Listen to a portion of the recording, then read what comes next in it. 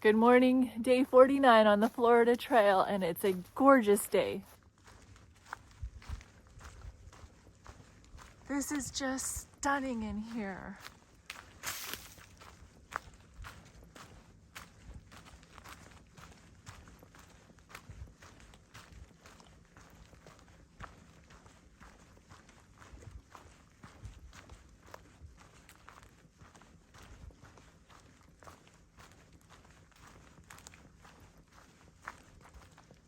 This tree is amazing.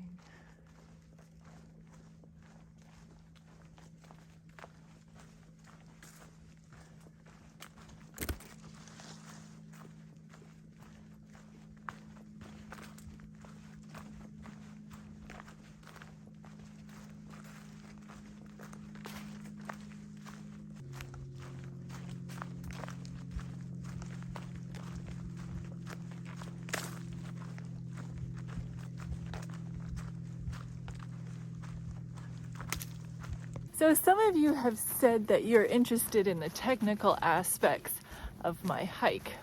So I thought I would share with you what I am dealing with as far as this video production. When my mom and I came into the States, it was a few days until we were able to get a cell phone plan. It was kind of complicated because we had to go with a certain company. Because of our contacts in the States, they let us, somebody we haven't even met before, it was my uncle's renter, let us go under his plan. And so we finally were able to get to a town that had this company in it. Got to this place, found out that my mom's phone was too old to accept the plan. So I had to give her my iPhone 10, and then I had to buy a new phone, which was fine. I was kind of having my eye on the iPhone 13 anyways, but I wanted the 1 terabyte, and all they had was the 128 gigabyte one, and I had to take it. There was no Apple stores around, and they were scarce then anyways, these phones. So that's my issue. All my footage I put onto my phone because I edit on my phone. I edit these videos. In the beginning, I was filming at 60 frames per second. And I soon realized after a few days that that was not going to work. That was taking up all my storage. So I'm now editing or filming at 24 frames per second. And that helps. That gets me quite a few days of hiking in before I have to offload it. So that's why I have to cut my days short often, is to deal with all the video footage and getting it uploaded and creating space. So that's why we left early yesterday. I had 5 videos that I had to upload yesterday. And to get them uploaded, I need Wi-Fi, because the cell coverage just doesn't cut it. And plus, being in this national forest right now, there's 0 cell coverage.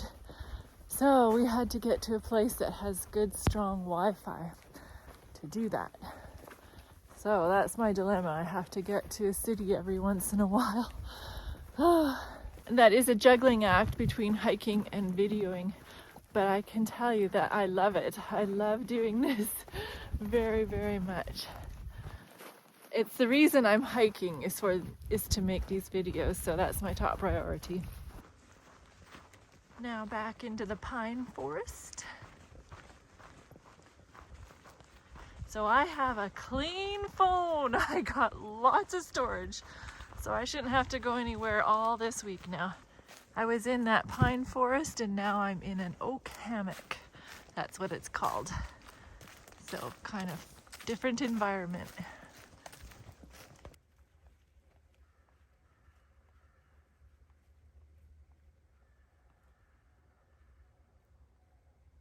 Have you ever heard of the word typology? Well, it refers to how something in the Old Testament points forward to or is a symbol of Jesus. Joseph is a great example of this. His life illustrates the life of Christ.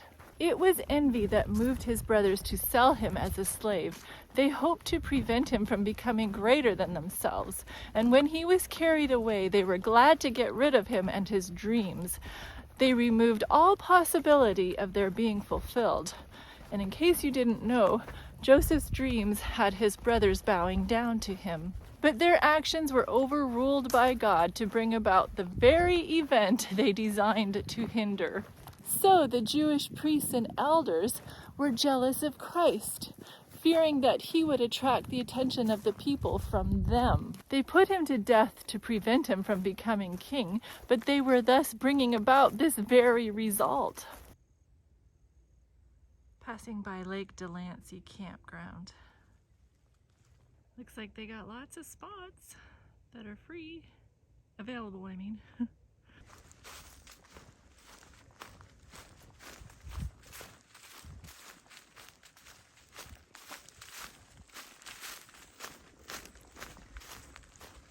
There's lots of ATV roads in this forest. So that's what this is all about.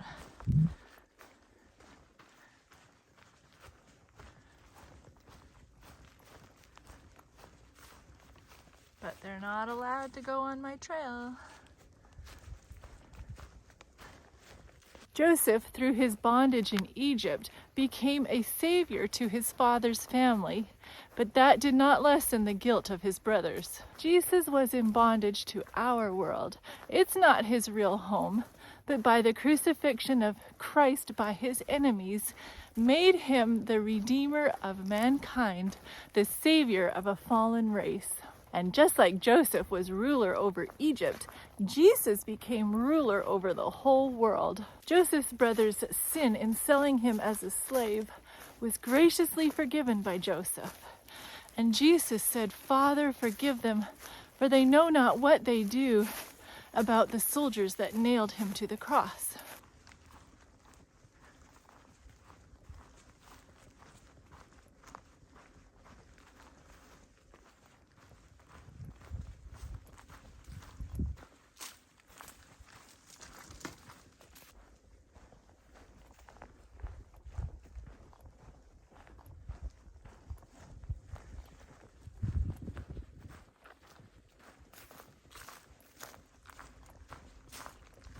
As Joseph was sold to the heathen by his own brothers, so Jesus was sold to the mob and the Pharisees by one of his own disciples.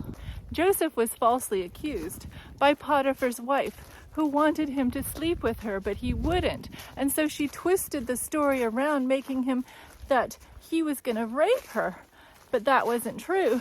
And so he ended up in prison. Christ was despised and rejected because his righteous, self-denying life was a rebuke to sin. And though guilty of no wrong, he was condemned upon the testimony of false witnesses.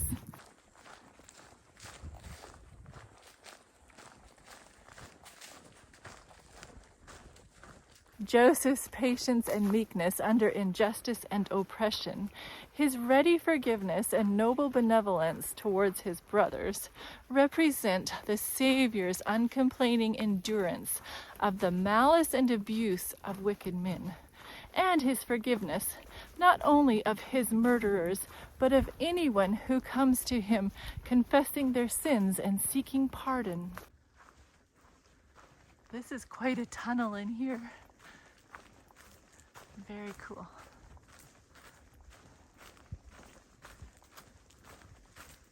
I hope you were inspired by this typology. It is found all through the Bible, and I would encourage you to see what other examples you can come up with as you read the scriptures, especially in the Old Testament, and how it relates to Jesus. Pretty fascinating. The Bible can be so deep and so fun.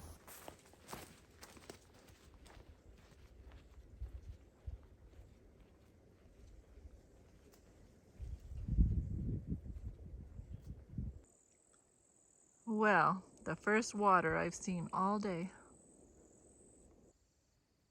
Oh, pond number 2. I think I started this hike through the Bible about 2.5 years ago. So I finally finished the book of Genesis. And I'm sure there is so much more that could be said and brought out about every story in that book. But anyway, it's time to move on to Exodus. Tomorrow we'll be starting Exodus. And certainly this Florida trail has given me lots of opportunity to talk about the Bible. So I'm excited about this journey that I'm on. It's the late afternoon sunshine and the deer moss. It's pretty nice. I haven't done too much filming today because it was basically all the same. We got the pine forest, and then we got the oak hammocks, and then occasionally the tie tunnels.